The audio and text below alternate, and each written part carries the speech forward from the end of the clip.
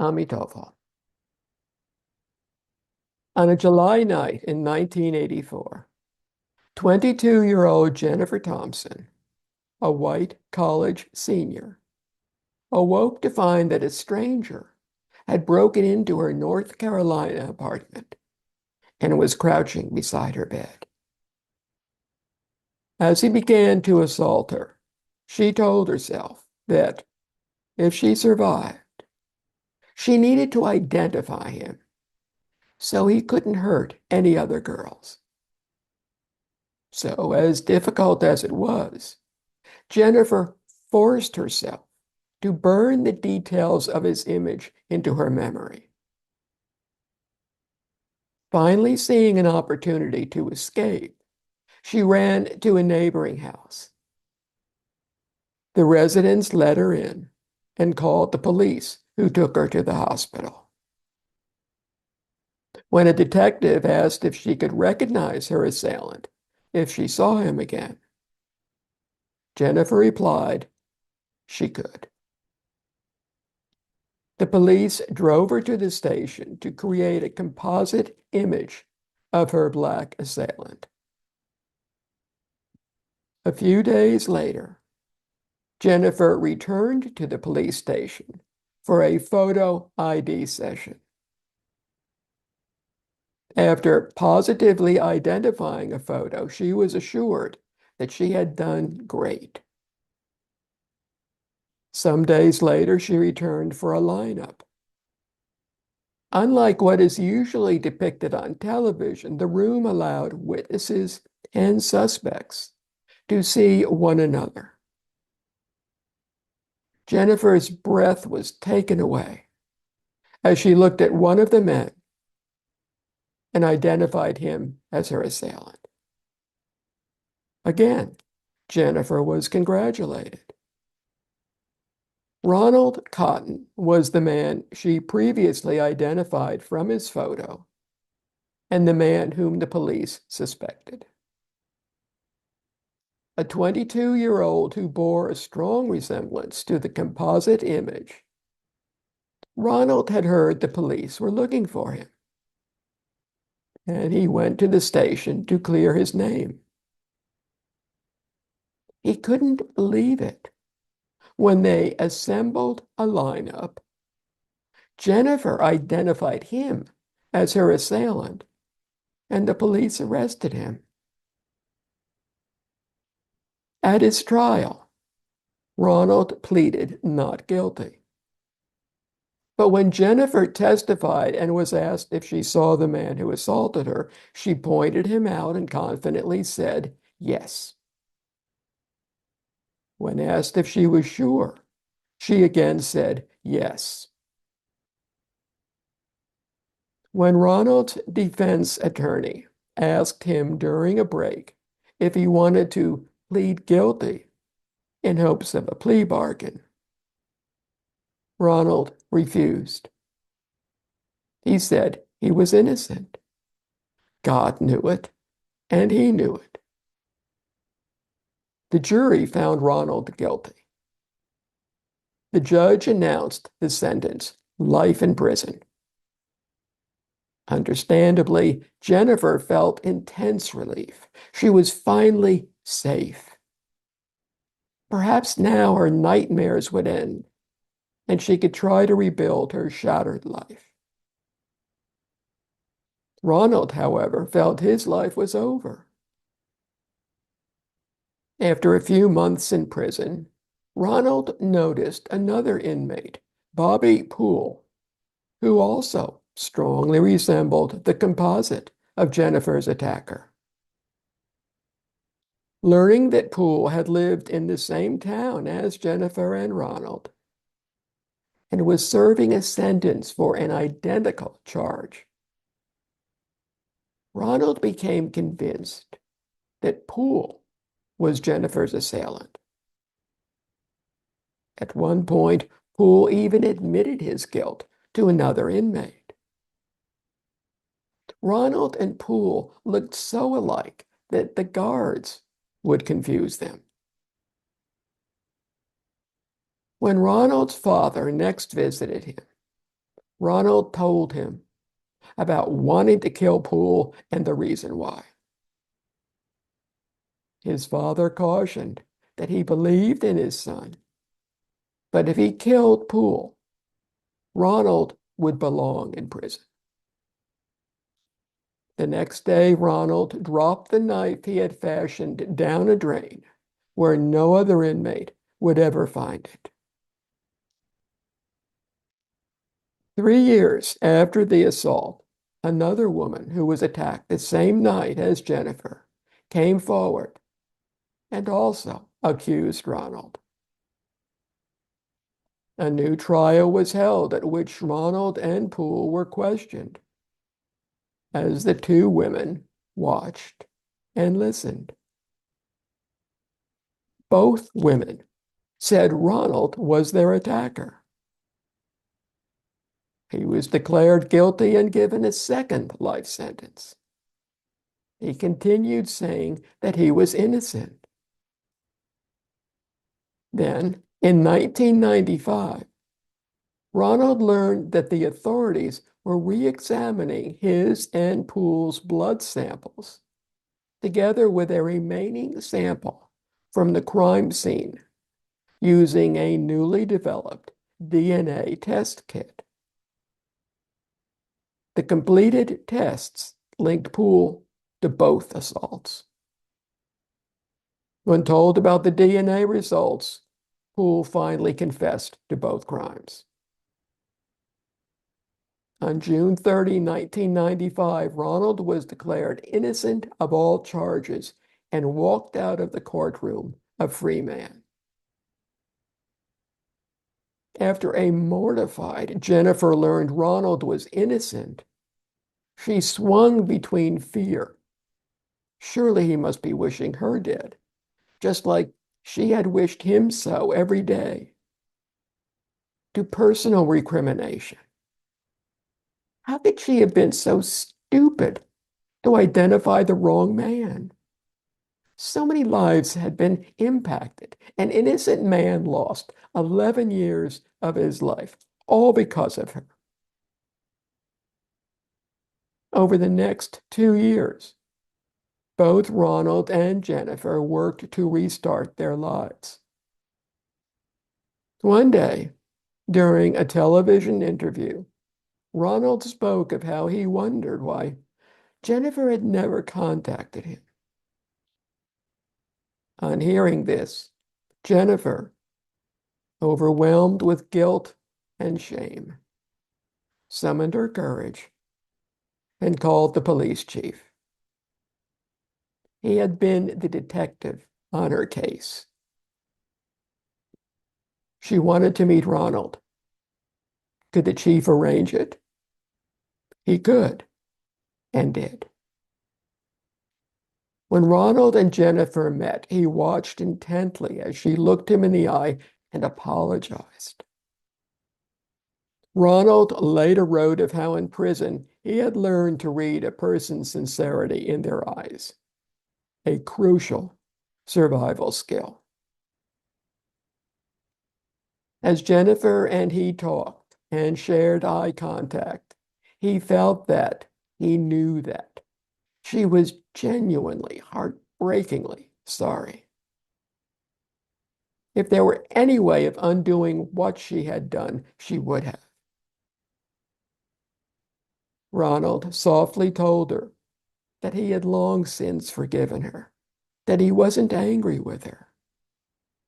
Equally important, he didn't want her to fear him. He wanted both of them to move on and be happy. Continuing to look into Jennifer's eyes, finally, for the first time, he didn't see hate. Instead, he saw pain and remorse. Looking back at Ronald, Jennifer saw forgiveness and gentle inner strength, not anger. Ronald later wrote that he had years to think about what had happened, and he had decided to let go of anger.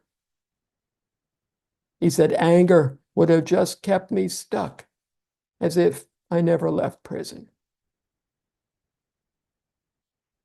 Learning from the trials, all that Jennifer had gone through, Ronald understood why she hated her assailant. What he still didn't understand was why she believed he was the man who had attacked her. Why was it his face that terrified Jennifer in her dreams and haunted her memories of that night?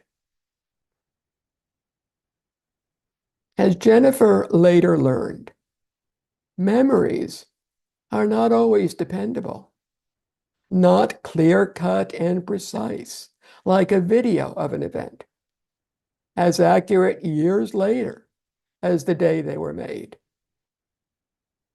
Imperfect and unreliable, memories aren't fixed and always available. They aren't rerunnable and consistent every time. Unconscious, unintentional input from outside a memory can alter it. And there can be gaps in the memory that the brain tries to make sense of. It can all be very messy, all the while feeling totally accurate. Such a faulty memory had contributed to Jennifer's identifying and hating Ronald. Understanding all that she had been through, Ronald felt profound sympathy for her. With that sympathy, the knowledge that he was innocent, and faith that God knew it too, Ronald could not harbor any ill will toward her. She wasn't his enemy. She never had been. Indeed, he and Jennifer shared a bond in that both were victims of the same man. A man who had irrevocably altered the trajectory of Jennifer's life and pretty much destroyed Ronald's. A man who, in refusing to admit he was the attacker, even when already in prison, had continued victimizing them by refusing to confess. Ronald and Jennifer both needed to heal. Ronald began by choosing to forgive Jennifer.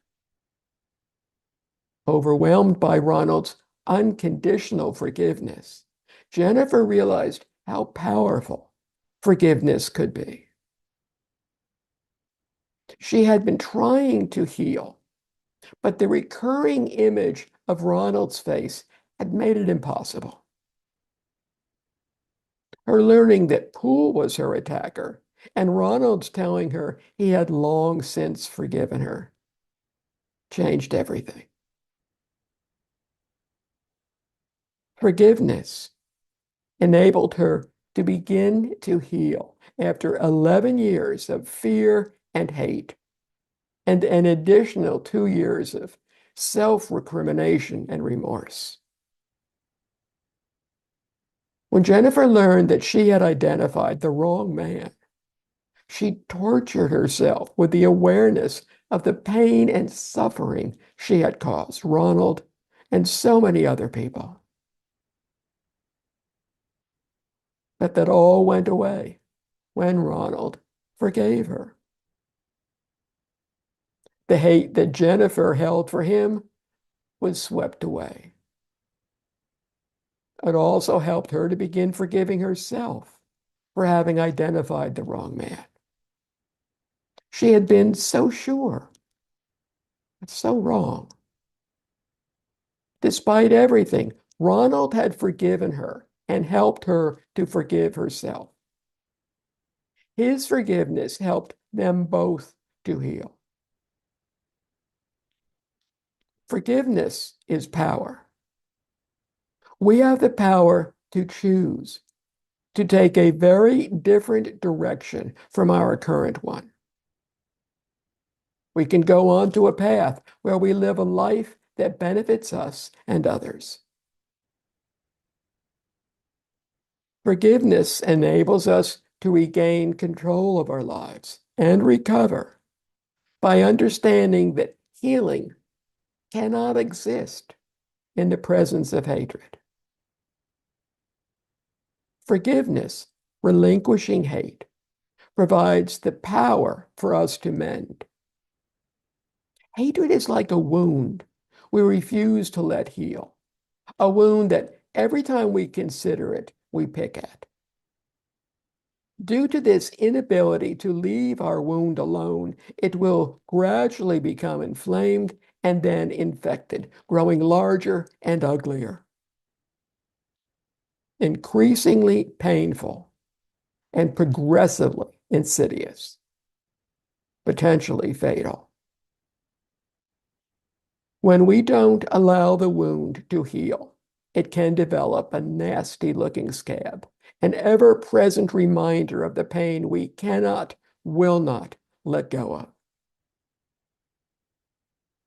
The way to heal the wound of hatred is to realize the suffering it is causing and will continue to cause.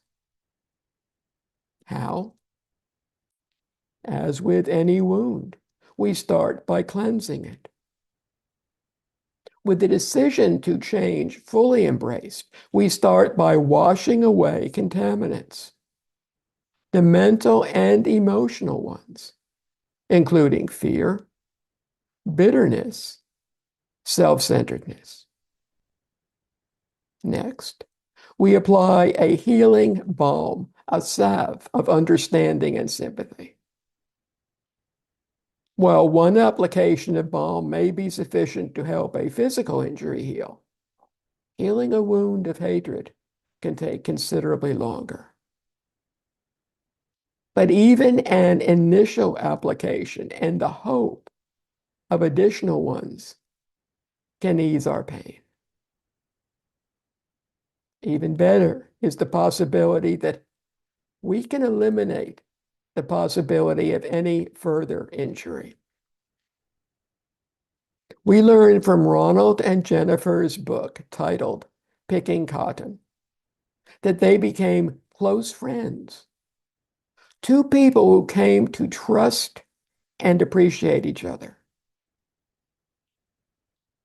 It will help us to understand that karmic relationships developed from interactions in our current life and in past lifetimes result in someone hurting, embarrassing, insulting us. Such understanding can get us to the point of time of the incident we are so angry about. At this point, it may help to apply what we learned about the unreliability of memory. Feeling our anger surge once again as we replay our memory, we can find that it's like a piece of Swiss cheese. Missing bits proliferate. Even with the best intentions, to be fair, we're at a disadvantage as we judge the other person and declare them guilty of harming us. Unable to factor in karmic connections from past lifetimes, the situation and individual we are attempting to judge becomes a murky, unsolvable task. Wouldn't it be much wiser to remind ourselves that we know very little of all that has happened, that our memory is faulty, and our perceptions are one-sided? Remind ourselves that hatred is a wound, which, left untreated with forgiveness, will fester and grow until, like a pestilence, it destroys us. Thus reminded, we can apply the power of forgiveness. Forgiveness is a balm which can heal our pain and reduce our suffering. It will bring us the peace and joy that anger and wished for revenge never will. Amitabha.